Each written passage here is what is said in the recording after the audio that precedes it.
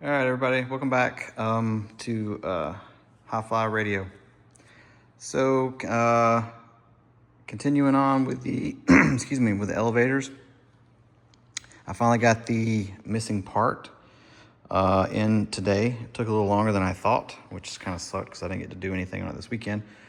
But anyways, it came today along with some other goodies from another company that I want to actually do a little review on. But it's actually a component that's for the wings. It's like a bell crank system for the ailerons, or it might be the aileron trim. I can't remember, but it's an upgrade. So I'll do a kind of like a what's in the box and kind of a review on that later. It's like I said, because I don't even have the wings. That'll be probably a year or two down the road. But anyways, so today I went through and started out final hole drilling for these reinforcement plates to include the nut plates.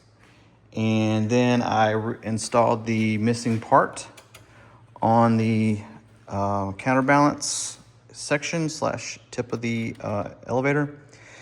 I also went through and final drilled all holes except for these along the edge, which is where your tip cap goes. So all the number 40s and number 30s are done.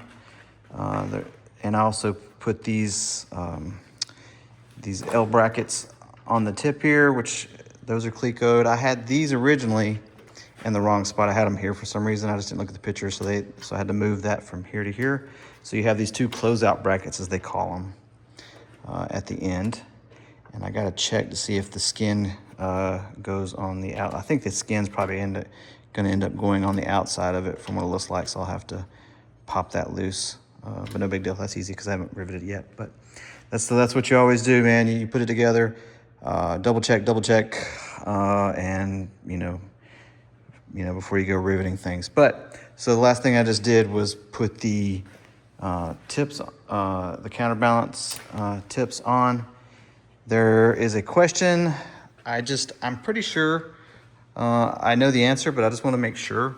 So you've got these skins for the outer ribs, and then of course you've got the actual top and bottom skin. Well, there's 3 layers, and they have to kind of go on. Let me go to this side. It might be easier to show you this. So what I didn't know was how. I'm pretty sure the rib here goes on the inside, not on the top of the spar. But I wanted to ask, so I did ask on Van's Air Force. Ooh, I got to put Clecos here to get this. But what I wasn't for sure, what was the biggest question, was if this skin that overhangs goes on top or on bottom. And it looks like the skin goes under it goes, so it'll go between the spar and the outer skin. But the only thing about that is it makes the flow of air hit a seam that's elevated. So that seems kind of counterintuitive to what you want. You want the seam or a panel to lay on top so that the airflow doesn't go under the panel per se. So you want the kind of like the flow of air this way. So if there's a seam, you want it to be under. So ultimately, if the skin was under this, it'd be better than the skin being on top of it, because it's hitting the air's hitting that panel line and can go under it. And it being a fast airplane, that could be an issue. But I'm assuming if the outer skin does go on top, that's going to get filled with an epoxy, and you basically sand it and smooth so it covers. There won't be any kind of seam there for air to get under. But I'm pretty sure that's how it goes. I just don't know for sure. But that's kind of what I've done today. And I'm gonna call it because I got to do other things tonight. I'm just having to clean up. We got people coming in town for my kid's graduation next week. So I gotta, as if the slave weekend for Mother's Day wasn't bad enough doing all those tasks, I gotta do more stuff anyway. So, But it's just stuff too, like that I've been putting off because I've been doing all this stuff and RC stuff, and so.